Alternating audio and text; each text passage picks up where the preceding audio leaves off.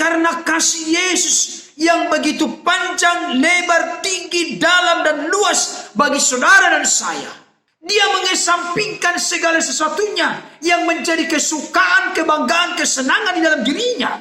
Dia korbankan itu semua demi mempedulikan saudara dan saya. Saya seringkali mengatakan dan menegaskan kepada seluruh tubuh Kristus, gereja Tuhan dimanapun saya kesempatan pelayanan. Kalaulah yang terbaik telah diberikan oleh Allah Bapa di dalam Kristus kepada kita, bagaimana mungkin hal-hal yang baik tidak akan dikaruniakan?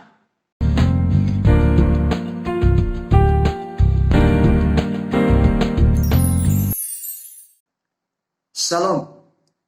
Salam sejahtera dalam kasih Tuhan kita Yesus Kristus. Jumpa kembali dengan saya, Pendeta Berton Nababan.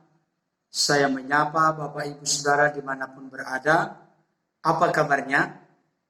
Saya berharap dan berdoa Bapak Ibu Saudara dalam keadaan sehat-sehat, tetap semangat, tetap bersukacita, dan jangan lupa bersyukur kepada Tuhan, sebab Dia baik, bahwasanya untuk selama-lamanya kasih setianya.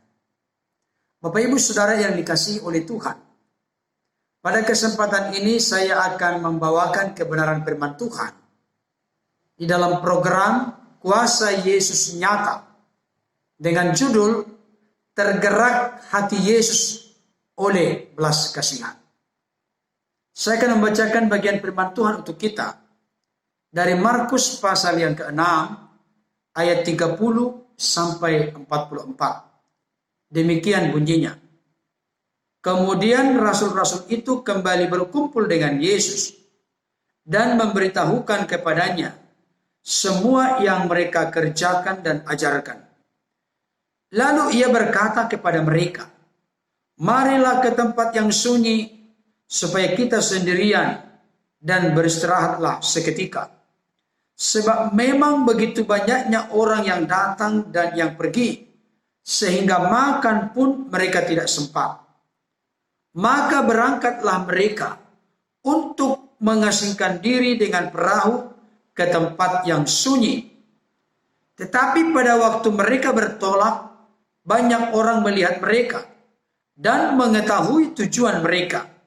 Dengan mengambil jalan darat, segeralah datang orang dari semua kota ke tempat itu sehingga mendahului mereka. Ketika Yesus mendarat, ia melihat sejumlah besar orang banyak, maka tergeraklah hatinya oleh belas kasihan kepada mereka, karena mereka seperti domba yang tidak mempunyai gembala. Lalu mulailah ia mengajarkan banyak hal kepada mereka. Pada waktu hari sudah mulai malam, datanglah murid-muridnya kepadanya dan berkata, "Tempat ini sunyi dan hari sudah mulai malam. Suruhlah mereka pergi, supaya mereka dapat membeli makanan di desa-desa dan di kampung-kampung di sekitar ini."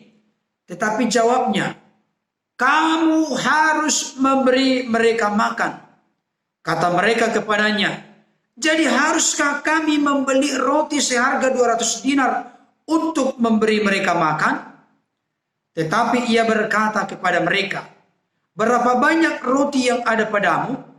Cobalah periksa." Sesudah memeriksanya, mereka berkata, 5 roti dan 2 ikan.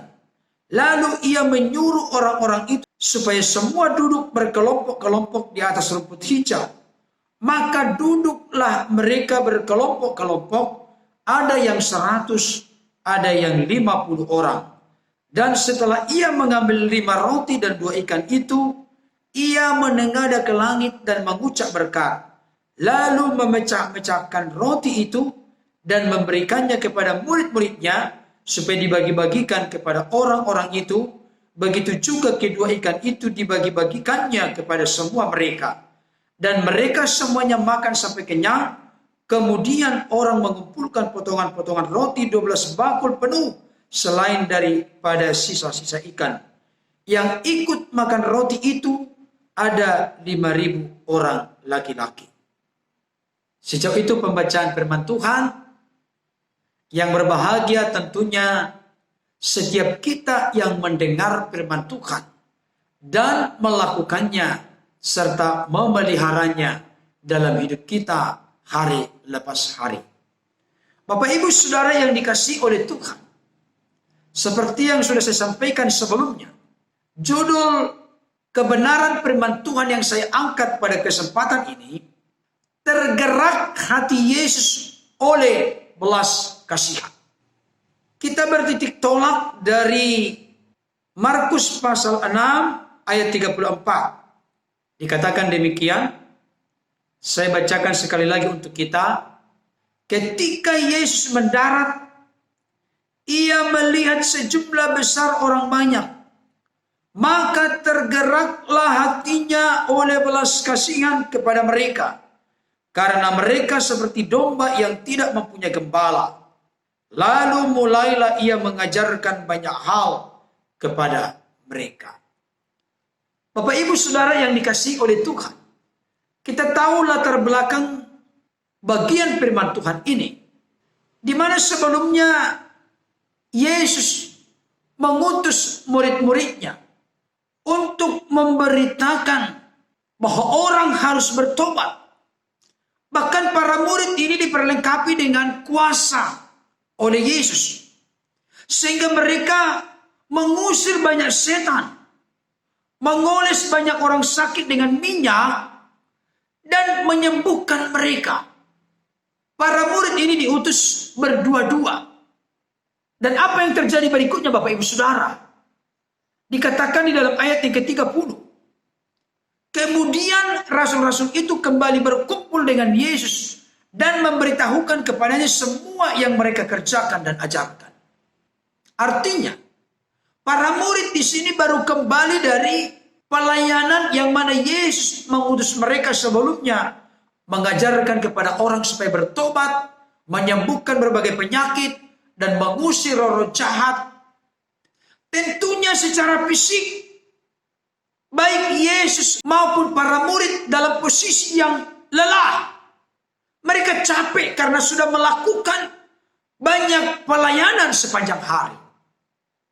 Atas dasar itu, Yesus pun berkata kepada murid-muridnya supaya mereka pergi ke tempat yang sunyi sehingga mereka sendirian untuk bisa beristirahat seketika. Saudaraku, memang begitu banyak orang yang datang dan pergi. Makan pun mereka tidak sempat. Jadi Yesus rindu supaya murid-muridnya bersama dengan dia ada waktu untuk beristirahat. Perlu mereka mencari tempat yang sunyi sehingga bisa melepaskan lelah setelah melakukan berbagai kegiatan pelayanan sepanjang hari. Tapi ternyata saudaraku, ketika mereka ingin berangkat ke tempat yang sunyi untuk beristirahat seketika, ada sesuatu yang terjadi. Apa itu? Ternyata ketika mereka bertolak dengan naik perahu, banyak orang melihat mereka dan mengetahui tujuan mereka. Bahkan dengan mengambil jalan darat, segera mereka datang dari semua kota ke tempat yang akan dituju oleh Yesus. Dan mereka sudah duluan sampai di sana. Bapak Ibu Saudara yang dikasihi oleh Tuhan, ketika Yesus dan murid-murid mendarat setelah naik perahu sekian lama, ternyata yang terjadi, Yesus melihat sejumlah besar orang banyak. Padahal maksud dan tujuan mereka sebelumnya untuk pergi ke tempat yang sunyi, beristirahat seketika, melepaskan lelah karena sudah melakukan kegiatan pelayanan sepanjang hari. Tapi ternyata apa yang mereka harapkan dan rindukan untuk pergi ke tempat yang sunyi, beristirahat sejenak, tidak tercapai. Oleh karena apa, saudaraku? Karena ketika mereka mendarat, justru mereka bersama dengan Yesus telah melihat sejumlah besar orang banyak. Dan dikatakan di dalam Markus 6:34, maka tergeraklah hati Yesus oleh belas kasihan kepada orang banyak yang sudah berbondong-bondong datang kepadanya. Saudara yang dikasihi oleh Tuhan, Saya ingin sampaikan kepada kita saat ini, hati Yesus tergerak oleh belas kasihan. Belas kasihan yang dimiliki oleh Yesus menghilangkan rasa lelah, rasa capek. Meskipun Yesus dan para murid tidak jadi pergi ke tempat yang sunyi untuk beristirahat seketika, tapi ketika Yesus melihat orang banyak ini, mereka mengurungkan niatnya, rencananya, kerinduannya, kesukaannya, kesenangannya untuk beristirahat seketika. Semua itu dilakukan dan dikerjakan oleh karena Yesus penuh dengan belas kasihan kepada orang banyak yang telah datang kepadanya.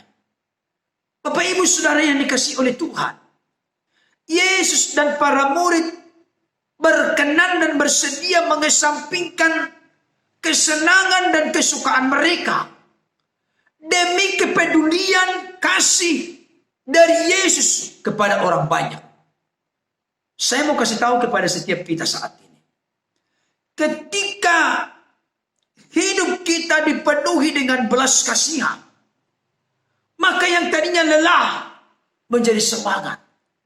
Yang tadinya kita rindu untuk menikmati kesenangan istirahat, kita bisa berubah sekejap untuk menumpahkan kasih, kepedulian, dan perhatian kita kepada orang-orang yang membutuhkan kasih, kepedulian, serta perhatian dari kita. Bapak Ibu Saudara yang dikasihi oleh Tuhan, Yesus bersama murid-muridnya, sebenarnya mereka rindu untuk beristirahat seketika. Tapi mereka tidak jadi melakukan itu karena mereka rindu untuk menjadi berkat bagi orang-orang yang sudah datang mendahului mereka di rencana tempat yang akan mereka tuju. Apa kebenaran yang saya sampaikan kepada kita saat ini melalui firman Tuhan ini? Oleh karena kasih Yesus yang begitu panjang, lebar, tinggi, dalam, dan luas bagi saudara dan saya, Dia mengesampingkan segala sesuatunya yang menjadi kesukaan, kebanggaan, kesenangan di dalam dirinya. Dia korbankan itu semua demi mempedulikan saudara dan saya.